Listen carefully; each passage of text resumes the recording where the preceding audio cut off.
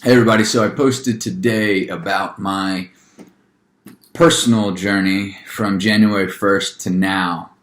The photos I posted, the first two were from January 1st, and the second two were from May 12th when I was on my honeymoon and in Mexico. It was fantastic, by the way. People were asking what the timeline was. People are asking, what am I eating? What does my day look like? What do my meals look like? So for full disclosure, I'll explain that first, and then I'll go into OPA, which is what I promised I would share about goal setting and an actual implementable strategy to take you from A to B, or A to Z, if you will. And the fun thing about goal setting is that if you have a strategy for actually evaluating where you are in the process, or actually setting up the goal, then you can attain what you're after. Most people don't actually write their goals down because they're afraid of setting up the conditions for failure. Because if you actually write your goals down, right, if you just say them in your head, then you may or may not pursue them. And the fact is, if you don't write your goals down, just statistically speaking, you are not going to attain them. Now, you can say, yeah, Steven, hey, I have goals that I didn't write down that I hit. Congratulations. But I promise you that you are much more likely, and this isn't my opinion, this is scientifically, statistically speaking, you are much more likely to hit your goals if you write them down. So what I'm going to share, OPA is a written system. OPA and RPM, it depends on which version you like better. They're the same thing, and I'll explain what they are. But first, just to let you know, I did begin my journey on January 1st. Now, don't get me wrong, I've been healthy for most of my life. I used to be a personal trainer, full disclosure. I've studied exercise science. I studied molecular biology. I have a background in psychology as well. So, with all that being said, I decided that January was going to be an experiment for me. I wanted to see, how does my body respond to a carnivore diet? Now, I got that motivation because last year, Joe Rogan did a 30-day carnivore challenge in January, and he loved his results. He showed them, and he spoke in his podcast about it. If you don't listen to Joe Rogan, he's one of my favorite people. He has really intelligent questions, which we'll get into the value of questions in this a little bit too, because of the OPA system. But I decided it was going to be an experiment. I wasn't going to have any expectation. I was going to explore what it was that my body would do, or how my body would respond to a carnivore diet, if you will. Carnivore lifestyle, I should say. I don't like the word diet. I'll explain that too. So I said, all right, January is going to be my carnivore, and I basically ate a ribeye every day, just about, and you can hate on it all you want. Plenty of people that did. It doesn't bother me. I will tell you, my energy levels were through the roof. I ate for lunch sometimes if I wasn't doing one meal a day, which I did a lot of one meal a day, a lot of intermittent fasting. If I was doing an intermittent fasting day, it was either an 18-6 or normally an 18-6. Sometimes I would do 16-8, but normally it was 18-6 intermittent fasting, and I would, for the beginning of my feeding period, I would have bacon or roast beef. Sometimes I would have liverwurst. I know it's not the best for you, but I like it. And my dinner was 90% of the time I was eating a ribeye for dinner. And I picked the fattiest one I could find. So I was just experimenting, and my results in the first month, I went from 221 pounds in the picture you saw there that I posted in the group, from 221 pounds, no real definition at all, and no real musculature. And I decided that, my results were that I ended up right around the 200 mark in the first 30 days. Very quickly, I lost within the first week, I lost a lot of the water weight from reducing my carbohydrate intake. I did supplement with salts. I ate a lot of salt with my meat. And I would use Pedialyte and pickle juice to ward off cramps, because they did come as I was getting deeper and deeper into my carnivore diet. So that's why they do have you supplement with salt. I believe, or in my experience, my understanding, as far as I can tell, that's the biggest benefit of adding salt, is you do avoid that cramping, or it treats that cramping, I should say, helps you with the cramping issues. So now, after the 30 days, I decided I was going to extend it because physically my results were great. Mentally, my clarity was through the roof. I was highly energized. People didn't understand at work. People didn't understand how I could not eat all day and still have the energy to function. I have a mentally and intellectually demanding job. I work with numbers a lot, and I'm working with the public often. I'm interfacing with people. So I decided to extend it, and I kept doing 1 meal a day, mostly 1 meal a day. When I would do the feed, like I said, that's what I was eating. Now, I did throw in, after about 6 to 8 weeks, I was working in more veggies, and I would rarely have a day where I went off of my ideal nutrition. The thing is, I had an ideal nutrition laid out. I knew what was right for my body after experimenting. So when I chose to go off, right, and about 2% of the time, it wasn't a ton, but there were days where I would go out to eat, let's say to a Mexican restaurant right up the street from us. I love this place in our neighborhood, and I wouldn't have the chips. I would, if I was having a drink, I would have tequila and water, and that was, my drink of choice. So I didn't have the added sugars. I didn't have the carbohydrates that are in beer. I stayed away from it. I do like brown liquor, so I like whiskeys, bourbons, and scotches, and so I'll drink those from time to time. I will have a glass of red wine from time to time, but I did minimize my red wine intake for most of this time, but I still would have a glass or two a night, maybe 3 nights a week. From time to time. Some weeks I didn't have any, or I'd only have it on Saturday night or Sunday. Or Saturday night I tended to go to the tequila route because it was cleaner for me, and I didn't have any mental fog the next day. I didn't overdrink either, which is probably important to say. So that's if you have any questions about what my routine is or what my diet looks like, if I didn't clear anything up there, just shoot me a message. I'll be happy to converse with you and kind of answer any questions I can, share anything else that might be helpful. Now, I will tell you that I did exercise. I do exercise. I wake up at 4 a.m. and I go to the gym. Most of my workouts are heavy lifting. I don't really go above 10 repetitions, so whatever weight I can handle for 10 reps is the least amount of weight. I don't do a ton of repetitions. My best, from a muscle gain standpoint, my best work comes from, and this is from a buddy of mine who is Mr. South Carolina back in the 80s. I do super slow, heavy lifting.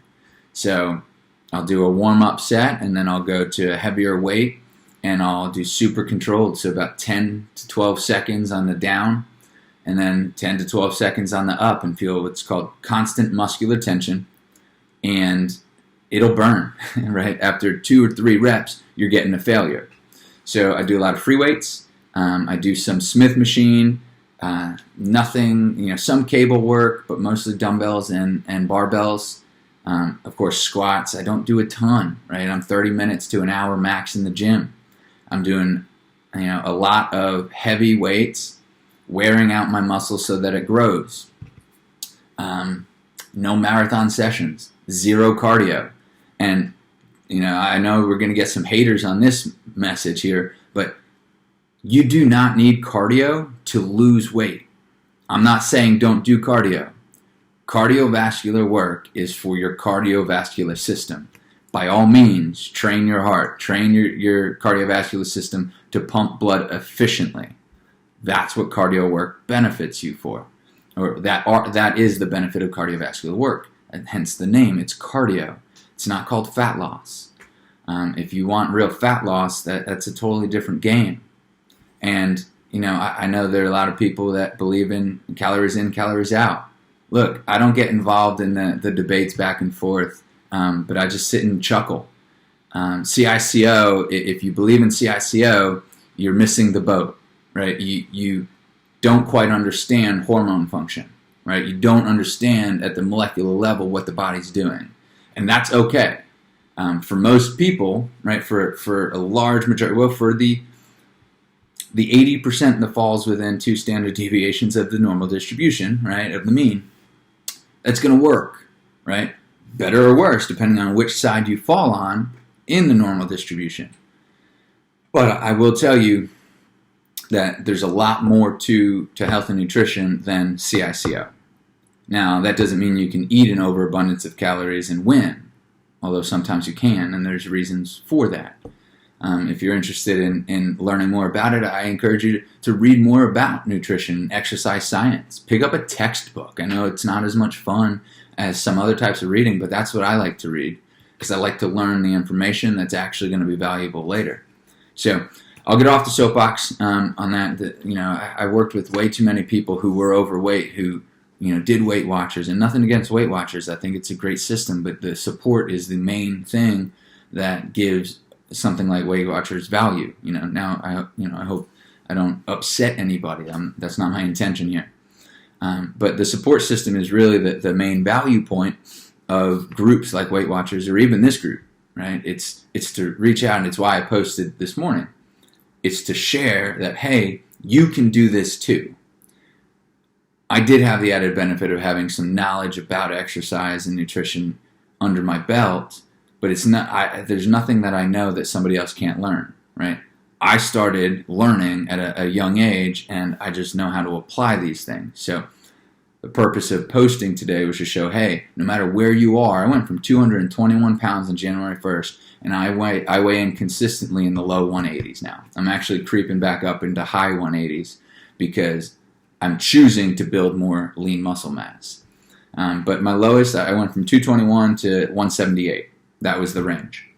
At 178, I said, I don't want to be in the 170s, and I started using that super slow repetition method in order to build more mass, more lean muscle mass, because I would be happy on the scale at 221 pounds if the body composition was lean, right? So the number doesn't mean anything to me.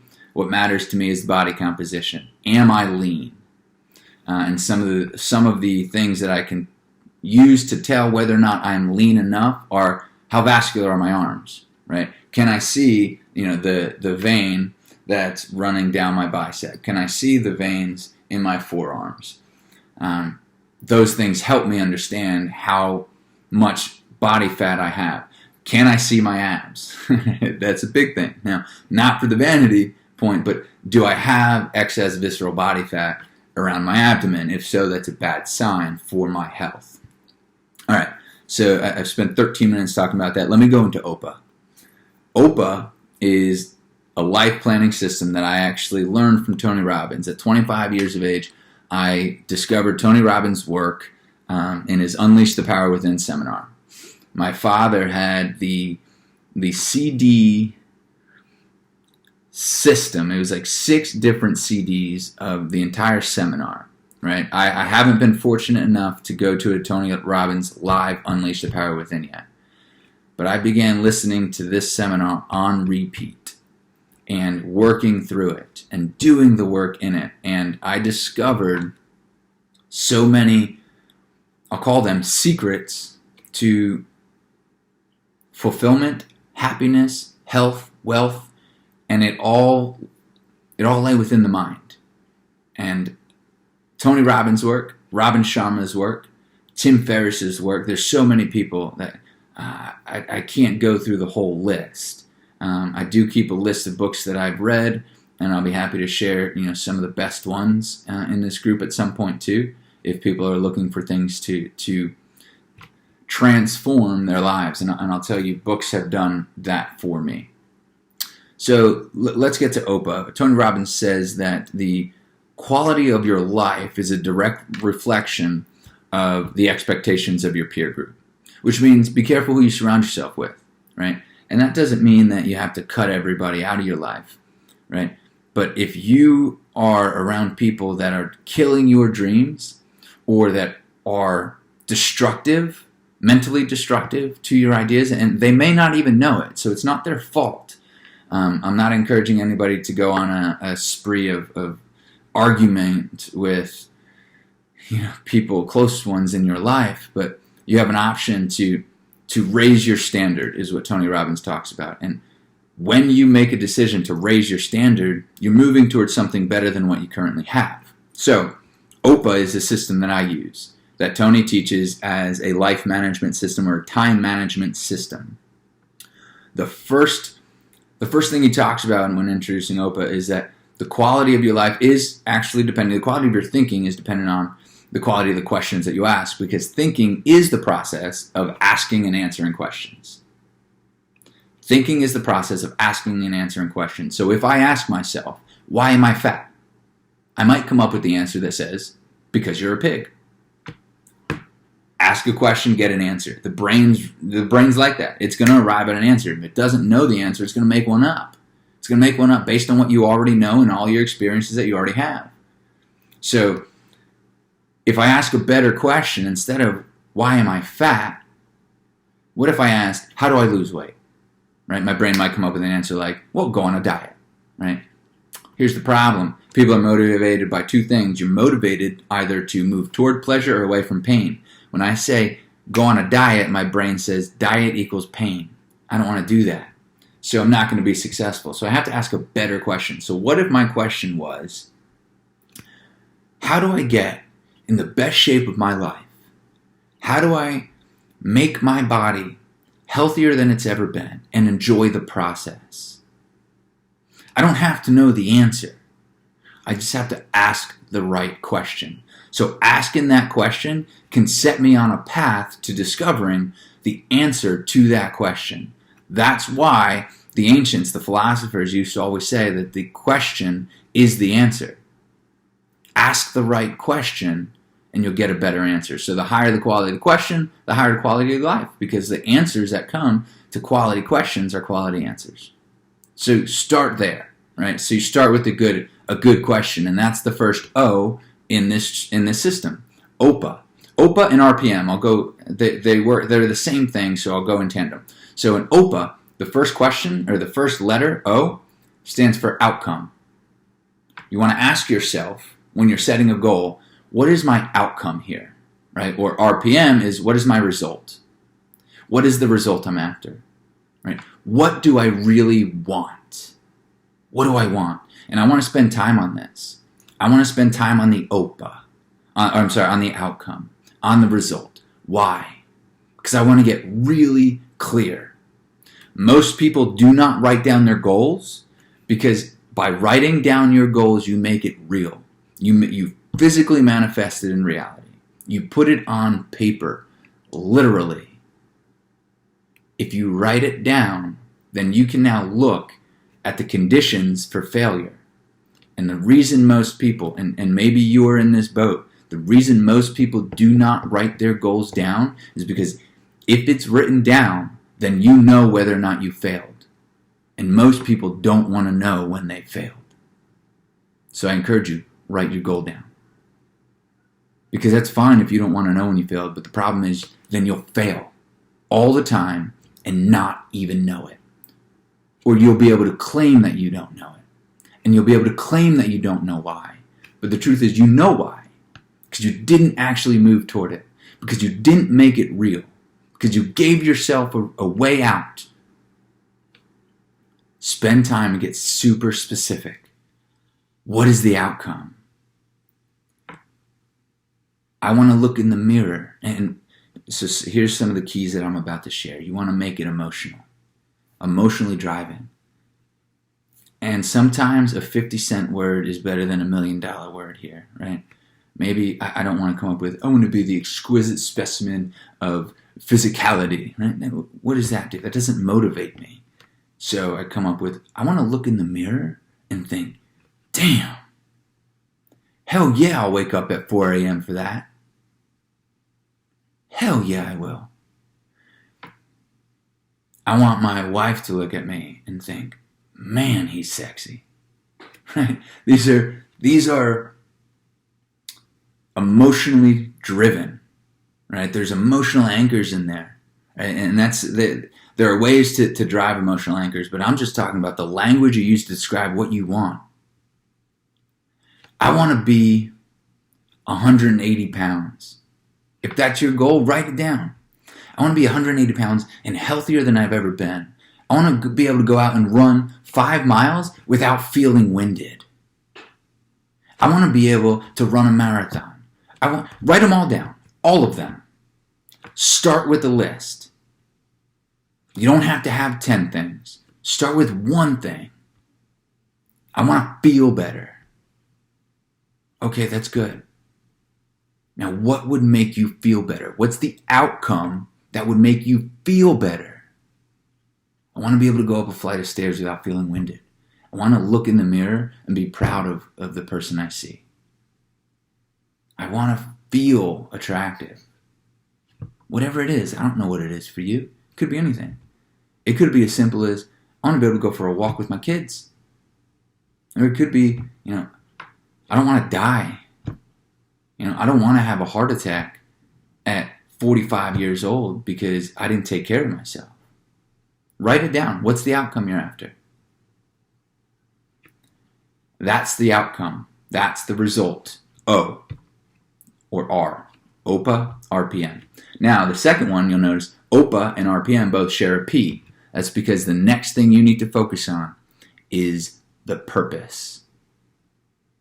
Why? You start with what? What do you want? What are you really after? And then you connect it to why. Why do you really want that? And spend most of your time on this part. Be specific. I want to look in the mirror and feel good about what I see. I feel proud. I want to weigh 180 pounds. I want to, whatever your goal is. Because right now when I look in the mirror, I'm ashamed. I feel unattractive. It hurts me. I'm emotionally depressed when I think about how unhealthy I really am. Or when I look at somebody that has the body type that I want, or is able to do things with their kids or their grandkids that I can't do. I think about being a high school athlete and how much I was able to move. And right now it's a struggle just to get up a flight. Whatever it is for you. What is your purpose? Why? Why do you want what you want? And be specific. Be honest with yourself. And it's not just the negative purposes, right? It's associate to the positive. Because when I achieve this, I'm going to know that I have everything that it takes to move towards the goal that I set, to see something I want and make it happen. Because I'll feel like $1,000,000. Because I'm worth it. Because I'm stronger than I ever thought I was. Because that bully from grade school, from middle school, when I see him at my grandfather's funeral, he's going to go, damn, dude, you're jacked. True story. I was a scrawny little kid at my grandfather's funeral. The kid that picked on me when I was got all the way up to about the 7th or 8th grade. Saw him at my grandfather's funeral, and he looked at me, and I was huge at the time. I was a 250-pound bodybuilder type, right? And he said, damn, dude, you're huge. That felt pretty good. So that's my purpose, right? You got OPA and RPM. You got outcome, purpose, and the A is next in OPA. The A is action. In RPM, it's result, purpose, and the M stands for massive action. I like RPM for that reason. Your M is your map in RPM. Your MAP, M-A-P, stands for Massive Action Plan. Now, this is the order that you do it in for a reason. if I know my outcome or my result, and I know that's what I want, and I know why I want it, I have my purpose, and it's written down, and I can add to it. Right? There's nothing that says that you can't add to what's going to drive you forward. You are expanding your existence here. You're expanding your awareness. You are not contracting. You are growing, right? You are becoming bigger than you ever thought, stronger than you ever thought, and you're achieving more than you ever believed possible. The massive action plan that you take is driven by what you want and why you want it. So you can make a to-do list, right? This is the time management portion. If you make a to-do list in the morning of things that you need to do, you can get to the end of the day, knock a bunch of things off that list, and still feel like you haven't accomplished anything because you didn't start with the result in mind. Get the result, right? Know your result. Know your outcome. Because if you have a list of things that you could do, if you know what your result is, then you can group the items on your to-do list into certain categories. It's called chunking. So when you start chunking the to-dos, you can actually prioritize those lists of to-dos. Let's say I had a list of 100 things to do. 100 things on my to-do list. It happens, right? 100 things on my to-do list. The Pareto distribution says that 20% of those things are going to yield me 80% of my results. So of those 100 things, there's only really 20 things I need to do. And let's say I have 5 different categories in my to-do list, right? Maybe part of it is financial, part of it is health, part of it is family, work, right? So you have 5 different sections, whatever they are. They're going to be different for you, right? They tend to be general categories, but relationships might be in there outside of family. So when you chunk, what you realize is you can list in each category, it'll have its own priority list. And there's a great book by Gary Keller called The One Thing. And the question that in The One Thing, the central question of The One Thing is, what is the one thing that I can do such that by doing it, everything else is easier or unnecessary? Now, the Pareto distribution is the same thing. It's the same question. It says, okay, there are 100 things for me to do. Of those 100, what are the 20 things that are the most important things that would get me 80% of my result? Now, those 20, what if you Pareto distributed that too? Right? What if you looked at that and said, okay, of these 20, what are the top 20%? And of those, what are the top 20%? Now, at that level, you have one thing, the most important thing that you can do. Now, for me, as it turned out, was waking up at 4 a.m., The 5 a.m. Club by Robin Sharma, a great book. But by waking up at 5 a.m., what it allowed me to do was to make sure I prioritized my exercise. Why? Because my mental clarity was better. I was smarter and better at work if I just went to the gym in the morning. Now, my next steps in my routine also included doing a breathing exercise, which is from Wim Hof, if you haven't heard, Wimhof. 2 words, Wim Hof, first name, last name. He does a breathing exercise, a breathing ritual that I do every morning for 15 minutes, and then I take a cold shower. Cold water therapy is part of his system.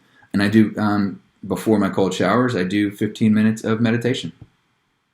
So in the morning, I've already done, before you're even awake, I've exercised, and I've done a breathing ritual to enhance my immunity, my immune system, and I've also meditated to center my mind. And you're not even awake yet. So now my day is much more productive than it would have been if I didn't do those things. And OPA helped me discover that. Again, Robin Sharma's 5 a.m. Club, if you're curious about creating a morning ritual. There's also The Millionaire Routine. That's the Millionaire Morning, right? Is another good book. It talks about one of the steps that I do after my meditation is a gratitude routine. I start my day with gratitudes because from a space of gratitude, my awareness expands, my being expands, my attitude stays positive. Because if I ask myself, what if I could only have the things in life that I'm most grateful for? How many things could I be grateful for? Everything. That's my answer. So this got a little bit longer. So that's why I didn't write this out, because this would have taken forever to write out. I hope people got some value from it. That's what OPA is. Outcome, purpose, action. If you like RPM better, again, RPM, it's all about the revving an engine, right? Rotations per minute. It's actually revolutions per minute, right? RPM is the results, purpose, massive action plan. I use OPA mentally just because I learned it first, and it's ingrained in who I am. But the RPM is the same thing. So I hope that helps. I would encourage you to sit down and plan this. Now, what happens in the beginning of doing this, and I do this on a daily basis, but I did it on a daily basis where it took longer, right? And Robin Sharma talks about changing is hard in the beginning. It's messy in the middle, but it's glorious at the end. And he says it takes 66 days to build a new routine. 66 days to build a new routine. The first 22, read Robin Sharma's work. He's pretty spot on. But in the first 22, it's hard, right? It's a challenge to wake up at 4 o'clock in the morning when you're not used to doing it. Now, I started at 5 a.m. and then moved it to 4 because it gave me an extra hour. Full disclosure. But the first 22 days are going to be hard. Then it's going to be messy because you're going to build some habits, but now all of a sudden your old habits are going away and the new habit isn't quite ingrained yet because you haven't gotten to the 66th day, which is what Robin Sharma calls the point of automaticity. So when you've gotten past the first 3 weeks, now all of a sudden the old habits aren't there for you to fall back on. They're not a natural response or reflex to fall onto. So now it's messy. It's not as hard, but you're lost. You feel like you don't have the scaffolding that you had constructed for so long that allowed you to function on autopilot. And so it gets really messy for the next few weeks. But then something happens as you continue to grow. And you know why. That's why you're moving toward it. You know why you really want what you want. And so it allows you to keep going. And when you get through to that final stage, it becomes glorious. Because now you're beginning to see the possibilities opening up to you. And the possibilities that you've moved towards, that you've chosen. And along the way, you've worked through struggle, and so you've become stronger, right? Not less afraid, not less doubtful, but braver, more courageous, right? Doubt and fear is always going to exist. It's always going to exist, but you don't have to live there. You can experience it and use it to motivate you forward, right? Stoicism is confused by many. Stoicism, if you don't know what it is, look it up. Ryan Holiday is another good one. The Obstacle is the Way is a book that he wrote that I highly recommend. The struggle doesn't make you less fearful. It makes you more courageous. It makes you braver. Because the difference between a hero and someone who's not is simply courage in action. Action in the face of fear. So, I hope this helped. If you have any questions, I got a little long-winded at 34 minutes now. But I wanted to share this. If it's helpful, cool. If you have any questions, let me know. I had a podcast with a buddy of mine for a little while that we kind of fell off of, but maybe I'll start doing a podcast and put the links here. Or more videos to share. There's a lot of really good information out there that I've had the privilege of exposing myself to and becoming, more valuable to the community because of it. So I believe in sharing what I've learned so that it can help others. And if this helped you, fantastic. If it didn't, just disregard it. If you found any of it challenging or if you found yourself resistant to any of it, I would pay attention to that. Because one thing I've discovered is that when I found myself resistant to an idea, the more I leaned into it and explored that, where did my resistance lie? Why was I resistant to it? The greater my growth on the other side was. So, all right, that's enough for me. I could go on for hours about this stuff. I kept that as much of a Reader's Digest version as I could. Hope you got some value out of this. And until next time, you got this.